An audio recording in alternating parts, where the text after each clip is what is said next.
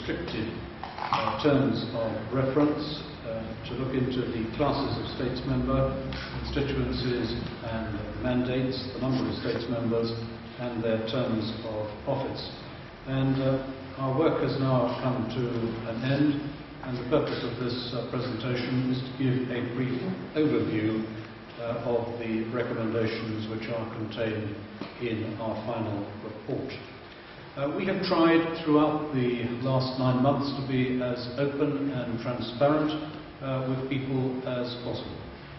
We have invited submissions from members of the public, and indeed we are extremely grateful to the members of the public for the submissions that have been made. During the first stage of our work, we sent a leaflet to all households to encourage people to take part in this review. And when, as you will know, when we reached the end of the first stage of the investigation, we circulated to every household our interim report containing our provisional recommendations.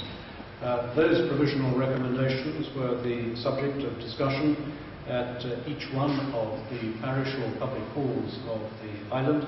And again, we were extremely grateful for the participation of numbers of people and for the sometimes quite detailed responses and submissions which followed up the publication of our interim report. Our interim report contained 4 main provisional recommendations, which are in essence replicated in our final report. We think it's important to state that in certain respects the interim report, the provisional recommendations, have moved as a result of the further submissions and the further comments that a number of people made to us. So I repeat that we are extremely grateful for the considerable number of submissions from members of the public, many of whom took a great deal of time and obvious care to provide very detailed submissions to us. We divided the recommendations in our final report into 2 parts. There are core recommendations, and there are 5 of those which will be put to the public in the referendum. And there are 3 subsidiary recommendations which, depending on the outcome of the referendum, may be examined by the Privileges and Procedures Committee or the states at a later stage.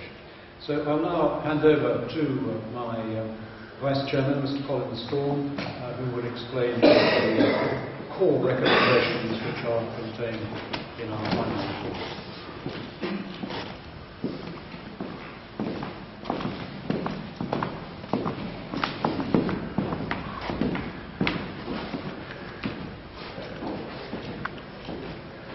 During our consultation, nearly all the submissions received from the public suggested that the number of states members could be reduced.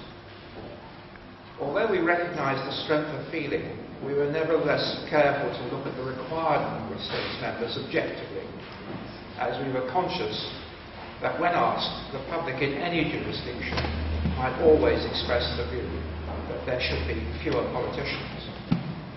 We also looked at the issue particularly carefully after the publication of our interim report, as we received a small number of submissions from the states members suggesting that an assembly of 42 members would be too small. We think it's important at the outset to recognise that all states members can be kept busy by activities that are common to all of them, such as attending states meetings, briefings from meeting members, or other meetings that involve other members.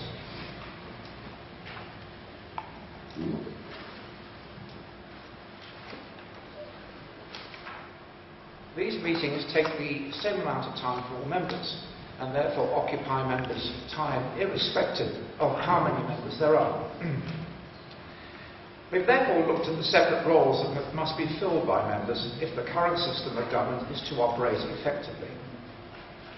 We are aware that there are ongoing discussions about amending the machinery of government, but we've not seen this, and it's not our role, we believe, to second-guess any changes that may or may not be made in the future. We've assumed that the current structure will remain. We have added up, as shown in detail in our final report, the number of members needed to fill the various positions as ministers, chairmen, and members of committees and panels, and so on. In the present Assembly, there are 42 elected members. These positions are currently occupied by just 39 members. Although some have suggested to us that scrutiny could be strengthened if there were more members involved, we have not had expressed to us any significant concern about the operational machinery of government since the last elections. It therefore seems reasonable to say that if the system can operate at present with 39 members filling the essential positions, an assembly of 42 would be sufficient to carry out those tasks. Particularly as under the present requirements, the total number of ministers and assistant ministers would need to be reduced in a smaller assembly to meet the so-called Troy rule. We do not believe it's sensible to have more members than is necessary in the states, and we believe that a reduction to 42 members will enable the Assembly to operate more effectively than at present. During the public meetings that followed the publication of our interim report, we were pleased that many present supported our conclusion that the current positions of senator and deputy should be replaced by a new category of member elected in 6 large districts. We would perhaps have liked to have found a new name for this new type of member, but having discounted various options, we concluded that the traditional name of deputy should be retained, although it's important to note that these new deputies will have a different role from the current deputies. Notwithstanding the support shown by some for our proposals, we recognise that many of those who came to our public meetings were concerned about the loss of the island-wide mandate and the loss of deputies elected in the current parish or parish district. Having heard these views expressed, we reviewed our recommendations carefully to see if there was any sensible way to accommodate the undoubted popularity of the island-wide mandate and of the close personal links that deputies have at the moment. We concluded that there was no realistic alternative. Although some people consider that the role of senator is somehow different from that of other members, our research has shown that in practice there is no difference between the roles undertaken by senators and deputies. For example, at present, there are 5 senators on the Council of Ministers and 5 deputies. In addition, the decision of the states in 2010 to move to a general election day for all members has in practice made the position of senator untenable in the long term. For why should any deputy wish to risk his or her seat to stand as senator, when there is no longer a second chance to stand again as deputy if unsuccessful in the senatorial election? In the future, only candidates who may be attracted to stand as senators could be newcomers to the states. And if this is so, this would negate any perception that senators are somehow the more senior members. We have been concerned throughout our work that another significant disadvantage of electing a few members on an island-wide basis is that the media spotlight at election time, particularly now there's going to be only one election day, is disproportionately focused on the senatorial elections, even though these elections will only relate, unless reform is agreed, to 8 members out of 49 in total.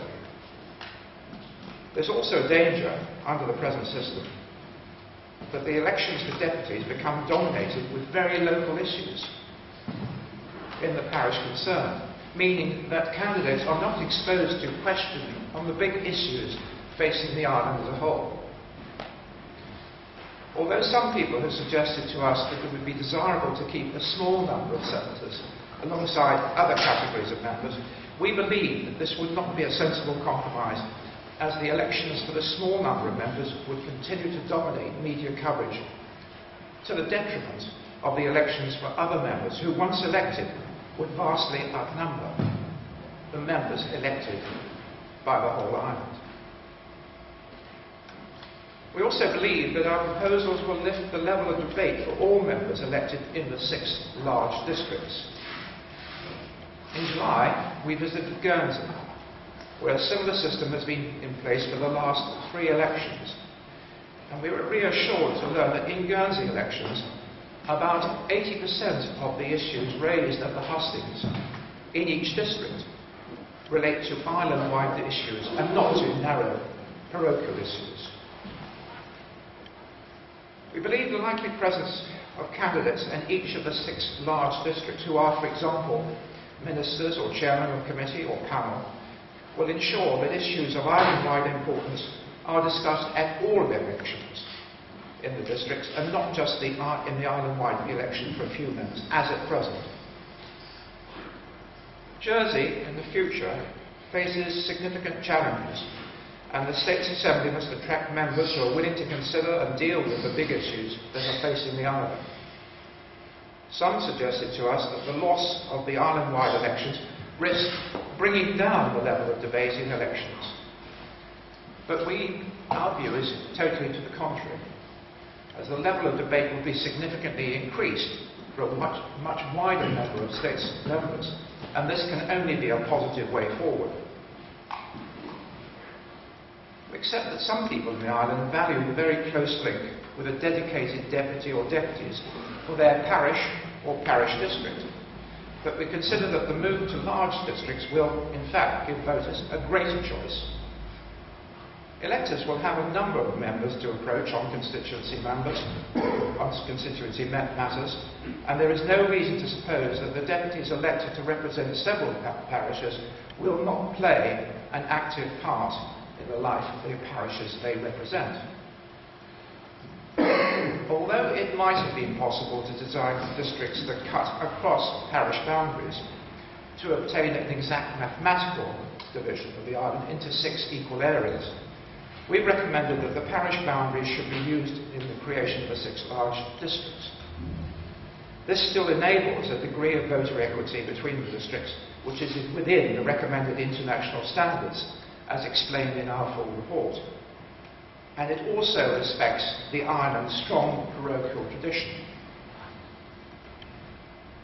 We put forward 2 alternative options for consideration, but both are based on the same underlying principle of electing an equal number of deputies in each of the 6 large districts. The options differ in relation to the number of deputies in each. If the constables stay in the States, there would be 5 deputies per district, but if the constables no longer remain in the States, there would be 7 deputies in each district. This takes us on to our 3rd core recommendation. We made it clear in our interim report that the issue of the constables was the most difficult one we had to deal with during the initial stages of our work. The submissions that we received throughout our work have shown that opinion is deeply divided on this issue, with strongly held views on both sides.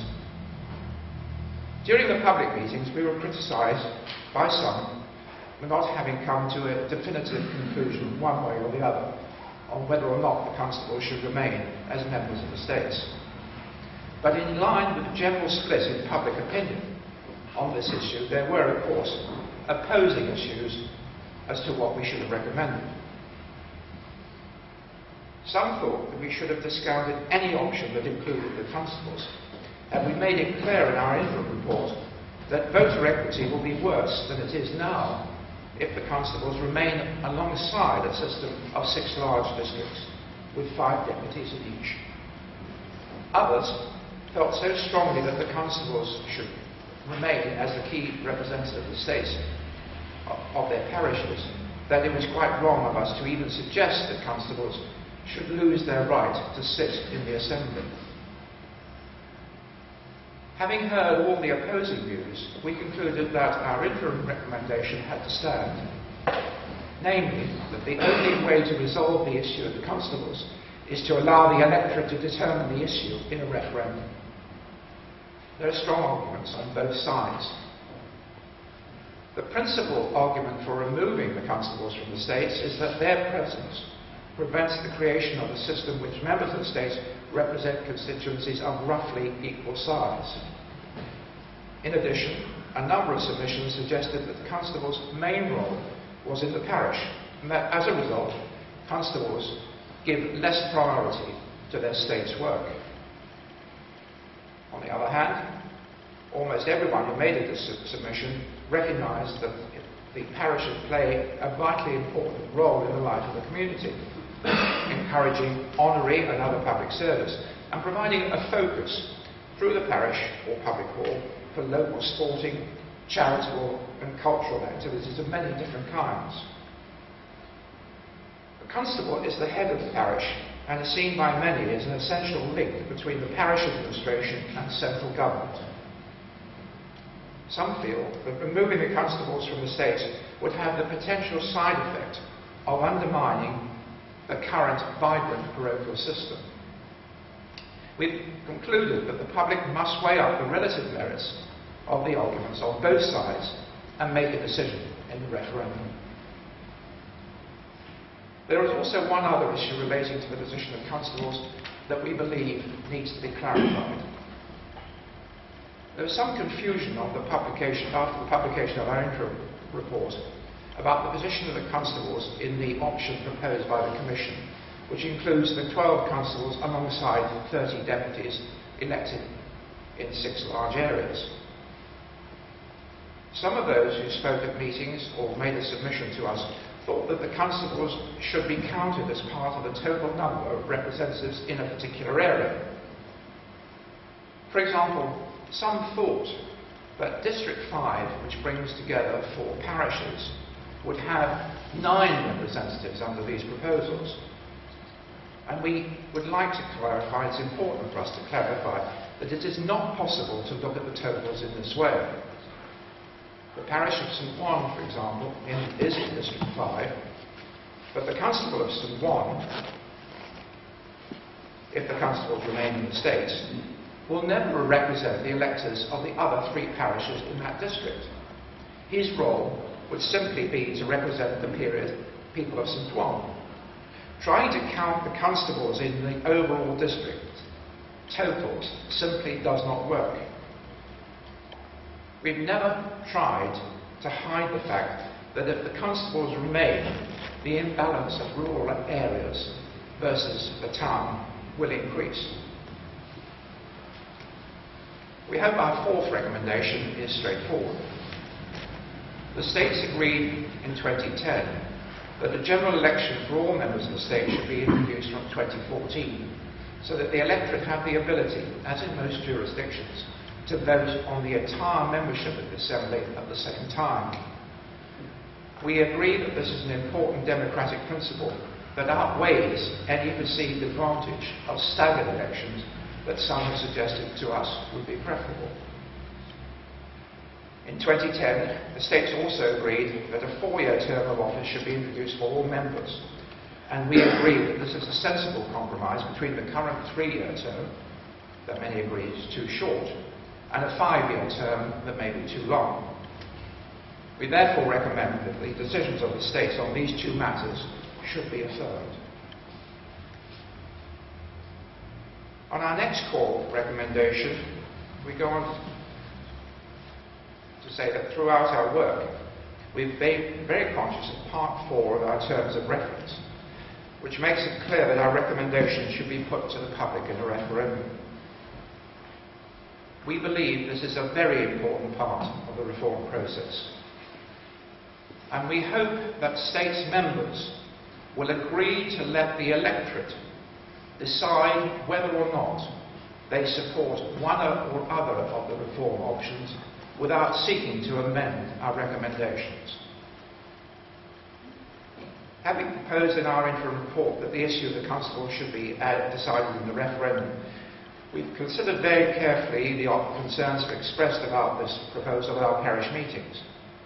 It was pointed out to us that two simple yes-no referendum questions in a referendum, one asking about the principle of having 6 large districts and one asking about the constables, could be difficult for some people to answer. Several people stated that they could not support a move to large districts if they did not already know the outcome of the referendum question on the constables, and in these circumstances they might simply have to vote against any reform. We took these concerns seriously and consulted our expert advisor. One option might have been to hold 2 separate referendums several weeks apart, but this seemed to be a very undesirable way to proceed. Our advisor recommended that we should instead invite electors to choose between 2 reform packages, namely the 6 districts with 7 deputies each, that is without the constables, or 6 districts with 5 deputies in each, plus the constables. If some people will not favour either option, there needs to be a third choice, which is to retain the status quo. Voters in the referendum will be invited to indicate a first choice, and if they wish, a second choice.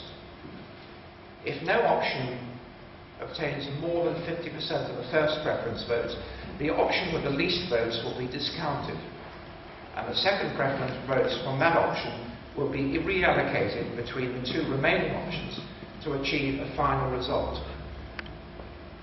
This proposal will address the concerns we felt unable to answer the 2 separate yes-no questions.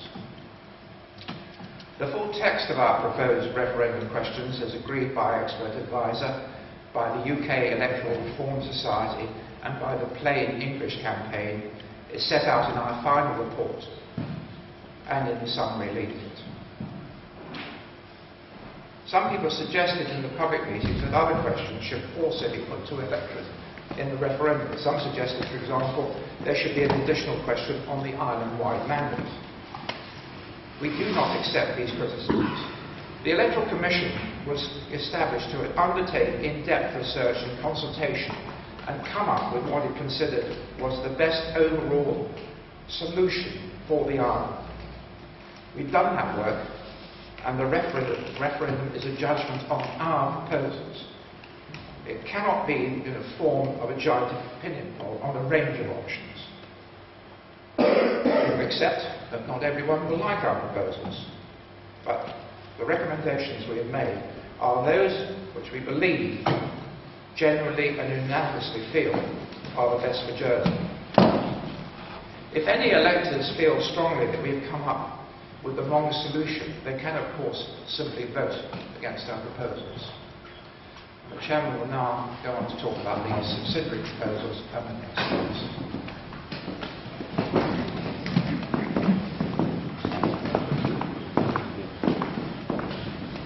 Thank you very much, Colin. Well, in addition to the 5 principal or core recommendations, we are making 3 other subsidiary recommendations which we think should be taken forward separately by the states. The first relates to the voting system. We have been convinced by the research that we have undertaken that the current first-past-the-post system may not be the fairest for electors in the context of the reforms that we are putting forward, and that a system of transferable voting could enhance the voting system by allowing voters to see that their own personal preferences in relation to the candidates had been better reflected in the result. And in our final report we explain how the single transferable vote would be the best system to use in multi-member constituencies, and how the alternative vote system, AV, in single-member elections, should the constables remain in the states, would be the best option in that context. We do accept, however, that the cultural changes involving in changing the voting system are such that it would be sensible not to bring in those changes at the same time as the reforms, if either of them is adopted, are brought in 2014. And so we are recommending that the voting system should be changed with effect from 2018 when those elections take place. The second subsidiary recommendation relates to our concern that there has been for quite a long time a serious lack of in-depth scrutiny of draft legislation which comes before the States Assembly. We examined two possible solutions to this problem. One was the creation of a second chamber. The other was the creation of a new parliamentary scrutiny committee on the lines of the Public Accounts Committee, which would deal with matters within the states. There are very large issues involved in this question, and the Commission felt at the end of the day that they had really not had sufficient time to do justice to it. And so our recommendation in this respect is that these states, or that some body should establish a fresh body to look at this specific question of whether the problems of scrutiny should be addressed in either of the ways in which we have done quite a lot of work. And we have offered, of course, to place the work that we have carried out at the disposal of any such new body that might be appointed by the states. And our third subsidiary recommendation is straightforward. In addition to consequential changes to legislation that will be needed to implement our proposed reforms, we believe that there is a change to the law governing parish assemblies so that all district deputies elected in a particular district would be entitled to attend a parish assembly in any of the parishes forming part of that district. The next steps, we hope, will follow the decision of the states earlier last year, and the core recommendations which are contained in our report will be put to the electorate in a referendum. Yesterday we formally presented our report to the Privileges and Procedures Committee, and we shared with the committee a draft referendum act which would give effect to the core recommendations of the Commission and allow the public to decide upon them. The Privileges and Procedures Committee agreed to lodge that act in the coming days. It must be lodged under the rules of the states for at least 4 weeks, but we are hopeful that the draft referendum act can be debated by the States Assembly on the 19th of February.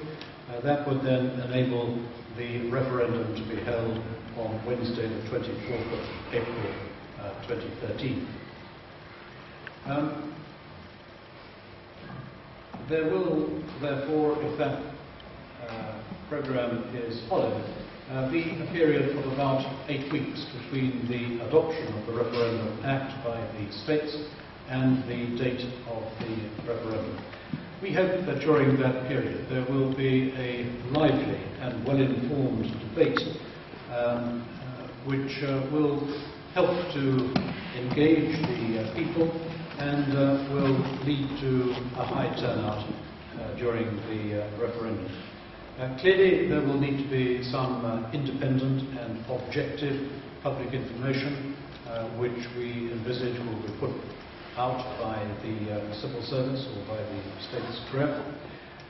But we hope that there will emerge campaign groups who support one or other or none of the options that have been placed before the people by the Commission. In other words, we hope that there will be a campaign group supporting Reform Option 1, another campaign group supporting Reform Option 2, and perhaps a campaign group supporting no change at all because people don't like the recommendations and therefore supporting the status quo. We recommended yesterday to the Privileges and Procedures Committee that a small amount of money from the vote allocated to the Electoral Commission might be available to fund each or any of up to 3 campaigns. The Privileges and Procedures Committee will obviously wish to take time to consider that request and that recommendation. In the United Kingdom there is a statutory framework which allows the Electoral Commission to subsidise campaigns in that way. There is no such statutory framework in Jersey, which makes things a bit more difficult. We think there could be a solution to that problem, but that obviously will be a matter for the Privileges and Procedures Committee. So thank you all very much for attending this presentation this morning, and the members of the Electoral Commission will be very pleased to answer any questions that they can. The report is available at the back of the hall when you leave, and we hope that you will enjoy reading it. Thank you very much.